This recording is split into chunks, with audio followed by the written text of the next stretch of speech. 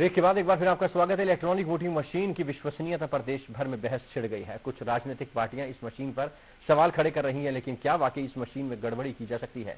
क्या इसे हैक किया जा सकता है? इन सारे मुद्दों पर साइबर एक्सपर्ट कल्पेश शर्मा के साथ खास बातचीत की समय संवाददाता दीक्षित सोनी ने। 5 राज्यों के विधानसभा चुनाव के नतीजों के बाद एक बार फिर ईवीएम पर सवाल उठने लगे हैं।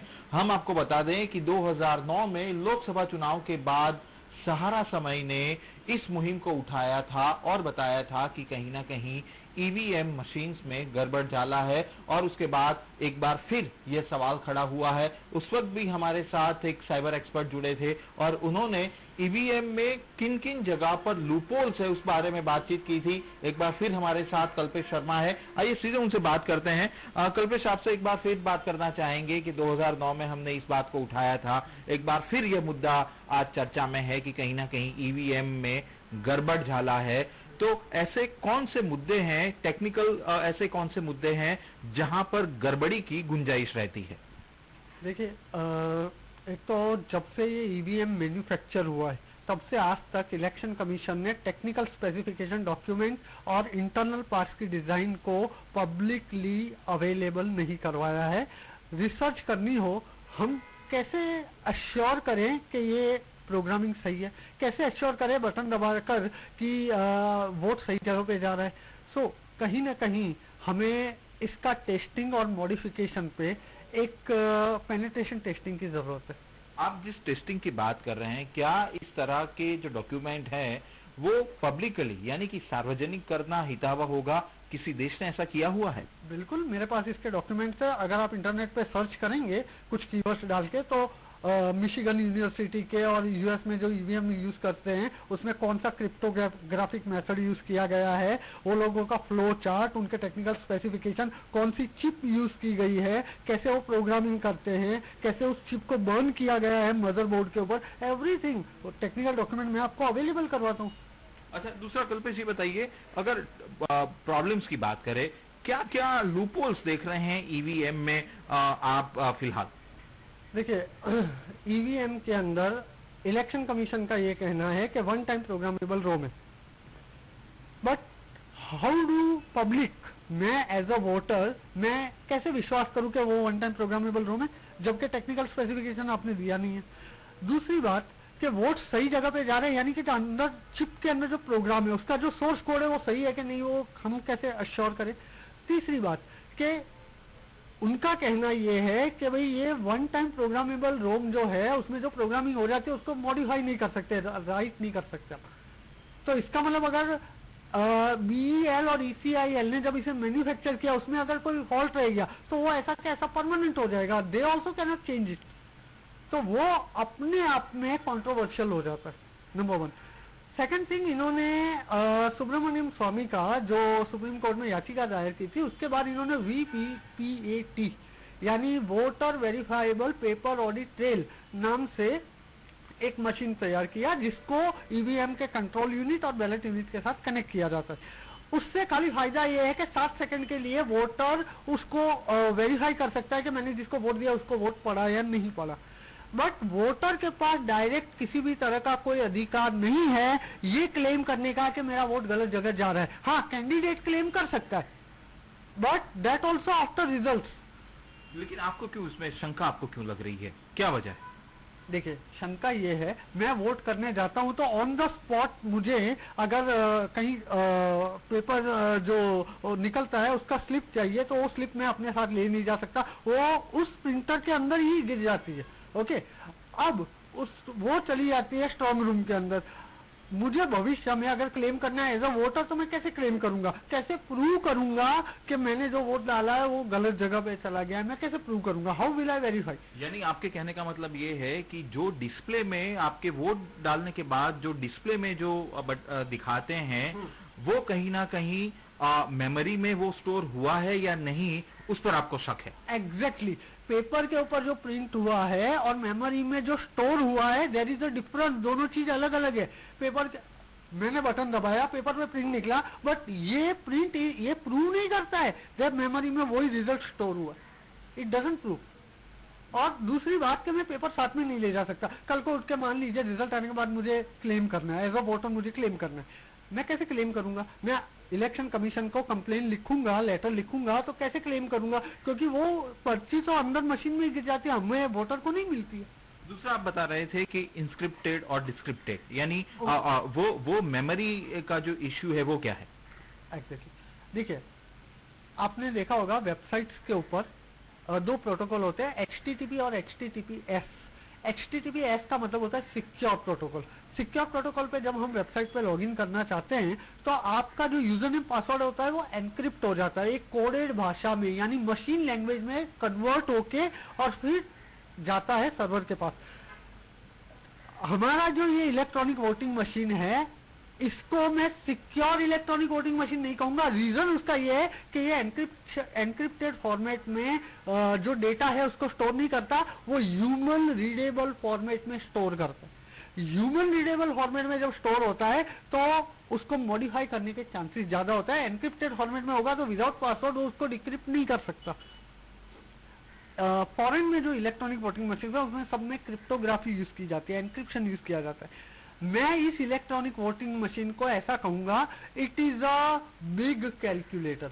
छोटा कैलकुलेटर होता है, बिल्कुल उसका मॉडल है, खाली फर्क ये है कि ये बड़ा है साइज में, बिल्कुल कैलकुलेटर की तरह फंक्शन कर रहा है। तो इससे क्या होगा, इससे फर्क क्या पड़ेगा? मान लीजिए कि इंस्क्रिप्टेड नहीं है तो ये जो भाषा है उसके साथ कोई टेम्परिंग कर सकता है? आप क्या कहना चाहते हैं, आपका दावा क्या है? देखिए मैं आपको एक एग्जांपल देता हूँ। IRCTC की एक वेबसाइट है जिसपे रेलवे टिकट्स बुक होती है। अगर उसका जो सिक्योरिटी है वो एनक्रिप्टेड नहीं होगा तो मुझे सारा उसका कोड दिखाई देगा वेबसाइट के ऊपर। जब कोड दिखाई देगा तो मैं उसको आसानी से हैक कर पाऊंगा। अगर मुझे वो कोडेड भाषा में मशीन रीडेबल फॉर्मेट में होगा तो एज अ हैकर मैं उसको हैक नहीं कर सकता, because I can not read it, और रीड नहीं कर सकूंगा तो हैक भी नहीं कर सकूंगा। तो एनक्रिप्शन का ये बेनिफिट। तो आपका कहना है कि ये इंस्क्रिप्टेड डेटा उसमें नहीं रहता है, जिसके कारण वोटिंग के बाद जिस कैंडिडेट को या जिस पार्टी को जितने वोट मिले हैं उसमें टेम्परिंग शक्य है। और बिफोर एंड आफ्टर दोनों टाइम पॉसिबल। कैसे, थोड़ा डिटेल में बताइए। ओके, देखिए मान लीजिए XYZ गांव में 2000 वोट पड़े, वो स्टोर हो गए मेमोरी में। मेमोरी में स्टोर होने के बाद जब वो स्ट्रॉन्ग रूम में जाता है और सपोज फॉर एग्जांपल मुझे उसका एक्सेस मिल गया और मेरे अंदर कोई मैलिशियस इंटेंशन है, एक एग्जांपल दे रहा हूँ, और मैं चाहता हूँ कि मैं उस जो स्टोर किए हुए रिजल्ट उसको अमेंड करूँ, चेंज कर दूँ अपने बेनिफिट के लिए। तो मैं क्या करूंगा कि मैं उसका जो डेटा है, जो स्टोर किया हुआ डेटा है, किसको कितना वोट मिला, कौन कौन सी पार्टी कैंडिडेट्स को क्या क्या, वो उसको रिट्रीव करूंगा तो मैं उसे रीड कर पाऊंगा। और फिर अगर मुझे कोई भी एक मेथड या टेक्निक मिल जाती है जिससे मैं उसे मॉडिफाई कर सकूं तो मैं मॉडिफाई भी कर पाऊंगा। बट अब मैं एक ऑप्शन देता हूं, मैं उसको एक्सेस करता हूं, मेरा मैलिशियस इंटेंशन है, लेकिन मैं उसको रीड ही नहीं कर पाता हूं, तो मॉडिफाई करने का तो सवाल ही नहीं।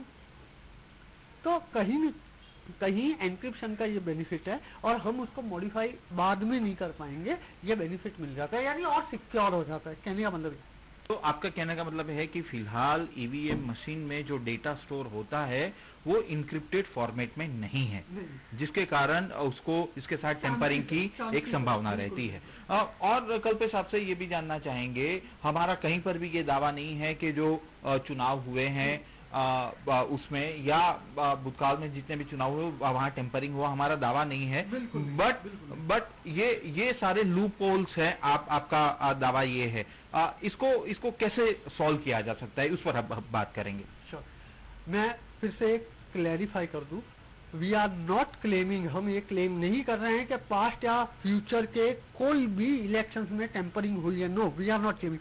हम टेक्निकल एक्सपर्ट हैं, हमारा खाली इतना काम है कि हम देश को हेल्प करें और टेक्निकली क्या पॉसिबिलिटीज है और जनता के इसमें क्या हो सकता है, नेशनल इंटरेस्ट में क्या हो सकता है, हम सिर्फ वो बात रख रहे हैं आपके सामने। अब इसमें क्या किया जा सकता है, एक तो इलेक्शन कमीशन जो है इसका टेक्निकल स्पेसिफिकेशन रखे ताकि क्या रिसर्चर्स उसमें रिसर्च करें और इलेक्शन कमीशन को हेल्प करे कि इसमें ये पॉसिबिलिटीज है, तो आप को हेल्प मिलेगी, तो ये तो देश के हित में है, उसमें कोई बुरी बात तो है नहीं। तो एक तो टेक्निकल डॉक्यूमेंट आप जारी कीजिए, एक उसके इंटरनल पार्ट्स वाकई में ओटीपी रैम है कि नहीं, और उसमें क्या मॉडिफिकेशन टेम्परिंग वगैरह होने की संभावना क्या है, वो आप थोड़ा सा डिजाइन ओपन करेंगे तो हम रिसर्च कर पाएंगे, बराबर। अगर सही है तो हमें कोई शौक नहीं है इलेक्शन कमीशन के ऊपर आरोप लगाने का, हमको कोई शौक नहीं है कि जबरदस्ती हम ये कहे कि ईवीएम खराब है फेंक दो, हमको इसमें कोई इंटरेस्ट नहीं है। हम तो सिर्फ हेल्प करना चाहते हैं कि टेक्निकली ये पॉसिबल है तो उसको क्या चेंजेस करने की जरूरत है, that is the point.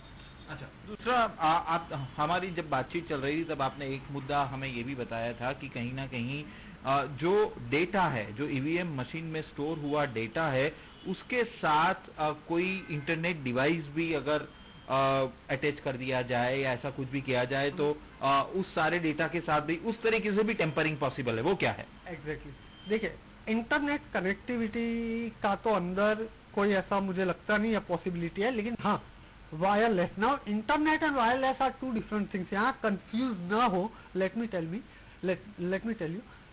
Wireless device अपने जैसे वाईफाई होता है ना वैसा होता है, उसमें इंटरनेट कनेक्टिविटी एक अलग चीज। इंटरनेट को आप दुनिया के कहीं से भी एक्सेस कर सकते हैं, वायरलेस का एक रेंज होता है 100 मीटर का, उसके अंदर ही आप उसको एक्सेस कर सकते हैं। एक छोटा सा डिवाइस आता है वायरलेस ट्रांसमीटर, वो ट्रांसमीटर अगर अंदर लगा दिया जाए तो आप वो ईवीएम जहां रखा होगा उसके 100 मीटर के रेंज में जैसे वायरलेस राउटर कैसे सिग्नल फेंकता है, बिल्कुल उसी तरह आप उसको एक्सेस करेंगे और फिर आप बाहर बैठे बैठे अपने मोबाइल या किसी डिवाइस के जरिए उसको मॉडिफाई कर सकते हैं। बट उसके लिए आपको मशीन में वायरलेस डिवाइस इंस्टॉल करना पड़ेगा, और वो स्ट्रांग रूम में ही हो सकता है, जहां वोटर वोट डालने जाता है वहां तो ये पॉसिबिलिटी है ही। अच्छा, तो एक संभावना ये भी है। तो खासतौर पर अभी जो दावे किए जा रहे हैं राजनीतिक पार्टियों द्वारा, उसको आप कैसे देखते हैं, क्योंकि पहले भी आप ये मुद्दा उठा चुके हैं? देखिए, मुझे है ना इस बात पर बहुत हंसी आती है कि पॉलिटिशियंस अपने फायदे के लिए कैसे रंग बदलते हैं। हमारे टेक्निकल एक्सपर्ट है, इसको भी वो लोग अभी 2009 में हमने ये वीडियो डाला था, इतने सालों में मायावती जी केजरीवाल जी सो रहे थे, तब उनको याद नहीं आया, कांग्रेस वाले सो रहे थे। तब 2009 में हम लोग यूपीए की सरकार जीती थी और हमने ये कहा था कि इसमें चांसेस है, तब किसी ने आवाज नहीं उठाया। बट अब क्योंकि वो कंटिन्यूअसली आ रहे हैं तो उनको ऐसा लगता है कि इस वीडियो का हमको एडवांटेज, और हमारे वीडियो को इंटरनेट पर उसका एडवांटेज उठाने की कोशिश हो रही है। मुझे पिछले 10 सालों में इतने कमेंट्स नहीं मिले जितने पिछले 3 दिनों में मिले। I am shocked. सी, यहाँ मुद्दा ये नहीं है कि कौन हारा कौन जीता, यहाँ मुद्दा ये भी नहीं है कि किसने किसको हराया या किसने टेम्परिंग की। मुद्दा ये है कि सब अपने बेनिफिट के लिए ईवीएम को खराब बता रहे हैं, जब अपना मन करता है तो खराब बता देते हैं, जब जीतते हैं तो चुप रहो बस। एक टेक्निकल एक्सपर्ट होने के नाते उनका दावा जरूर ये है कि कहीं ना कहीं ईवीएम मशीन के साथ टेम्परिंग संभव है, और इलेक्शन कमीशन को जो उन्होंने मुद्दे उठाए हैं उस पर गौर फरमाना चाहिए। इस समय अहमदाबाद से कैमरामैन अनिल वनराज के साथ दीक्षित सोनी।